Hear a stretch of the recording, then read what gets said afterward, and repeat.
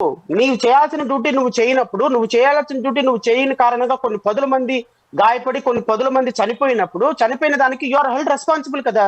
But why you haven't taken a decision or action against the persons? Because నీ నీ నీ అధికారంలో ఉన్నావు కాబట్టి, నీ టీటీడీ బోర్డు మెంబర్లు కాబట్టి వాళ్ళు రిమూవ్ చేయవు, వాళ్ళ మీద కేసులు కట్టరు, వాళ్ళు ఏ విధంగానూ హెల్డ్ రెస్పాన్సిబిలిటీ తీసుకోరు. అండ్ సింపుల్ గా ఒక ఎస్పీ డిఎస్పీ పాపం అధికారులు ఉన్నారు కాబట్టి వాళ్ళ మీద చేసేస్తున్నారు.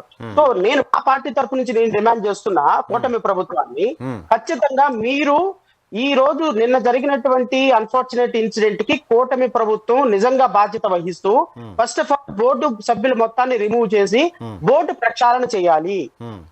ఎవరెవరైతే ధార్మికత, ఆధ్యాత్మికత, దేవుని పట్ల నమ్మకం, వ్యాపార లావాదేవీలు లేనటువంటి వ్యక్తుల్ని తిరుమల తిరుపతి దేవస్థానంలో అక్కడ బోర్డు మెంబర్లుగా నియమించాలి.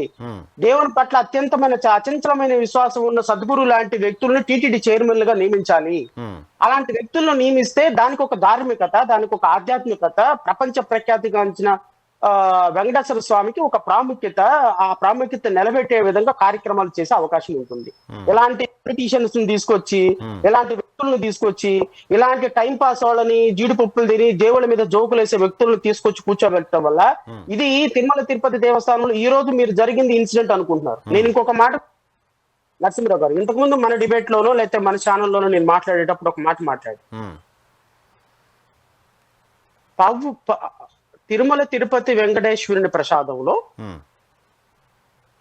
గత ప్రభుత్వ హయాంలో పత్తి కొవ్వు, ఆవు కొవ్వు కలిసినటువంటి జంతు అవశేషాలు కలిసినటువంటి నెయ్యిని వాడిన కారణంగా ఆ లడ్డూని కొన్ని లక్షల మంది భక్తులు ఇంక్లూడింగ్ రాముడికి పంపిన 2 లక్షల లడ్డూల్లో కూడా జంతు అవశేషాలు కలిసినాయి. ఇది చాలా దురదృష్టకరమైన సంఘటన అని ఇప్పుడున్నటువంటి ముఖ్యమంత్రి గారు ఒక పొలిటికల్ ఎలిగేషన్ చేశారు. అవును, ఈ పొలిటికల్ ఎలిగేషన్ చేసిన తర్వాత it has taken so many turns. ఈ పొలిటికల్ ఎలిగేషన్ తర్వాత ఇమ్మీడియట్ గా మన ఉప ముఖ్యమంత్రి వెంటనే వైట్ డ్రెస్ లో నుంచి రెడ్ డ్రెస్ లో నుంచి ఎల్లో డ్రెస్, దేవుల్ని రంగులు మార్చినట్టుగా వెంటనే డ్రెస్సులు మార్చేశారు. అంటే దేవుని సిగ్నిఫికెన్స్ ఏంది అంటే, నీ మనసు పవిత్రంగా ఉండటానికి, నీ మనసులో ఉన్నటువంటి పవిత్రతను పట్టి ఆ దేవుడి యొక్క రూపాన్ని నువ్వు మనసులో నిలుపుకోవటానికి డ్రెస్సులు మారుస్తావు. కానీ పొలిటికల్ కనెక్టివిటీ కోసం, పొలిటికల్ అడ్వాంటేజ్ కోసం ఉప ముఖ్యమంత్రి పవన్ కళ్యాణ్ వెంటనే కనకదుర్గమ్మ ఆలయంలో వెళ్ళిపోయి సనాతన ధర్మ అనేటువంటి ఒక ఇష్యూని తీసుకుని వెళ్ళిపోయి లడ్డు కలిసి ఎవరికి తెలియదు, అవశేషాలు కలిసి లేదా ఎవరికి తెలియదు. అప్పటికి సుప్రీంకోర్టు కమిటీ వేయలేదు, తర్వాత ఏ విధమైనటువంటి కమిటీ రిపోర్ట్ ఫైనల్ కాలేదు. జస్ట్ ఒక పొలిటికల్ గా చంద్రబాబు నాయుడు వేసిన ఒక బాల్ ని ఇమ్మీడియట్ గా అందుకొని ఆ బాల్ తోటి రాజకీయం మొదలు పెట్టాడు పవన్ కళ్యాణ్. ఏమని, కనకదుర్గమ్మ ఆలయంలో దేవుణ్ణి ప్రక్షాళన చేస్తూ కడుగుతూ ఇంతవరకు ఆగిపోతే బాగుండేది అనిపించింది నాకు. ఈయన taken this issue to some extent. ఏమని, దీన్ని రాజకీయాలకే కనెక్ట్ చేసేసాడు. రాజకీయాలకే కనెక్ట్ చేసేసి తమిళనాడులో ఉన్నటువంటి ఉప ముఖ్యమంత్రి, ఇప్పుడున్నటువంటి ఉప ముఖ్యమంత్రి ఇంతకు ముందు ఇచ్చిన స్టేట్మెంట్ ని కనెక్ట్ చేస్తూ సౌత్ ఇండియాలో సనాతన ధర్మాన్ని ప్రొజెక్ట్ చేసేటువంటి ఒక బహు మహత్తరమైనటువంటి కార్యక్రమాన్ని భారతీయ జనతా పార్టీ ముసుగులో అందుకొని తిరుపతి దేవస్థానానికి వెళ్ళిపోయి ఒక ప్రక్షాళన దిశగా ఒక పెద్ద నానా యాగి చేసి వెంకటేశ్వర స్వామిని అపవిత్రం చేస్తారా దుర్మార్గులారా, ధర్మాన్ని, సనాతన ధర్మాన్ని అపవిత్రం చేస్తారా, ఇదే విధంగా ఒక క్రిస్టియన్లకు జరిగితే, ఒక ముస్లింస్ కు జరిగితే మీరు ఊరుకుంటారా అని నానా యాగి చేసి పెద్ద మీటింగ్ పెట్టి ఎవరైతే పవన్ కళ్యాణ్ గారి మాటలు విన్నారో వారు ఆ రోజున ఇతను మన హిందూ ధర్మాన్ని పరిరక్షించడానికి వచ్చినటువంటి ఒక ధర్మ పరిరక్షణ అధికారి అనేటువంటి ఒక ఇంప్రెషన్ లోకి తీసుకెళ్లే ప్రయత్నం చేశారు. తప్పే లేదు. నేనేమంటానంటే పవన్ కళ్యాణ్ గారు రాజకీయాలు అలాగే చేసుకోవచ్చు, ఆయన హిందూ ధర్మాన్ని పరిరక్షించమని అడగొచ్చు, లేకపోతే కొన్ని రోజులు పోయిన తర్వాత ముస్లిం టోపీ పెట్టుకుని ముస్లిం ధర్మాన్ని పరిరక్షించమని అడగొచ్చు, కొన్ని రోజులు పోయిన తర్వాత జీసస్ పాత్ర పోషిస్తూ సిలువ మోస్తూ దేవుడి యొక్క రక్తాన్ని నేను పరిశుద్ధపరచడానికి వచ్చానని వాక్యం చెప్పొచ్చు. Because is having is freedom of choice. I'm not denying it. ఆయనకి ఎవ్రీ ఆప్షన్ ఉంది. కానీ what I wanted to say, laddu అనేటువంటి ఒక అంశాన్ని ఎందుకు అంటే నరసింహరావు గారు ఒక చిన్న ప్రుడెంట్ అండర్స్టాండింగ్ ఇది. మీరు నాకు తెలిసి ఒక 10-15 సార్లు తిరుమల వెళ్ళి ఉంటారు 5 సంవత్సరాల్లో. నేను ఒక 5 సార్లు వెళ్ళి ఉంటాను నేను కూడా తిరుమల. నాలాగే ఇంకా చాలా మంది భక్తులు ఎవ్రీ మంత్ వెళ్ళే వాళ్ళు ఉన్నారు, ఎవ్రీ వీక్ వెళ్ళే వాళ్ళు ఉన్నారు, ఎవ్రీ ఇయర్ వెళ్ళే వాళ్ళు ఉన్నారు, నెలకోసారి వెళ్ళే వాళ్ళు ఉన్నారు. వాళ్ళ టైం కన్వీనియన్స్ ని బట్టి వెళ్తా ఉంటారు. వెళ్ళిన ప్రతి ఒక్కళ్ళు ఖచ్చితంగా తినేది ప్రసాదం. సో గత 5 సంవత్సరాల నుంచి ప్రసాదం తినేసాం అందరం. ఇప్పుడు తినేసిన 5 సంవత్సరాల తర్వాత ఎవడో ఒకడు వచ్చి నరసింహరావు నువ్వు తిన్న ప్రసాదంలో జంతు కొవ్వు పంది కొవ్వు కలిసిందంట అని చెబితే దాన్ని తినకుండా ఆపలేవు. Because it was happened already. అవును, మానసిక క్షోభ పెట్టారు కదా అందరినీ. మానసిక క్షోభ కాకపోయినా చిచ్చి నేను ఇది తిన్నానా, అబ్బే నేనేంది పంది కొవ్వు తిన్నానా ఎద్దు కొవ్వు తిన్నానా అనేటువంటి ఒక ఇంప్రెషన్ లోకి వెళ్తారు సహజంగా ఎవరైనా సరే.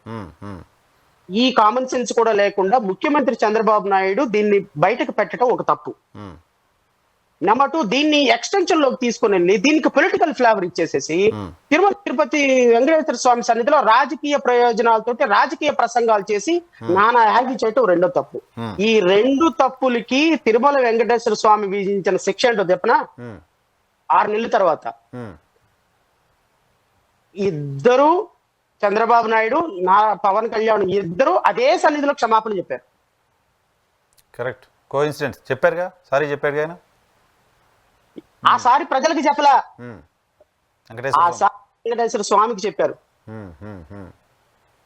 వెంకటేశ్వర స్వామిని కొన్ని కోట్ల మంది భక్తులు నమ్ముతారు నరసింహరావు గారు. ఆయన రాజకీయాలకు వాడి ఆయన రాజకీయాలకు ఇప్పుడు నాకు తెలిసి వెంకటేశ్వర స్వామి టెంపుల్ ఎన్ని వేల సంవత్సరాల నుంచి ఉందో నాకు తెలియదు.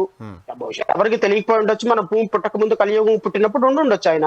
ఇక్కడ కలియుగ దేవుడు కాబట్టి ఆ కలియుగ దేవుడు ఎన్ని సంవత్సరాలు ఈ కలియుగ దేవుని సన్నిధిలో ఈ రోజు వరకు జరగని ఒక అన్ఫార్చునేట్ ఇన్సిడెంట్ జరిగిందంటే ఇమాజిన్.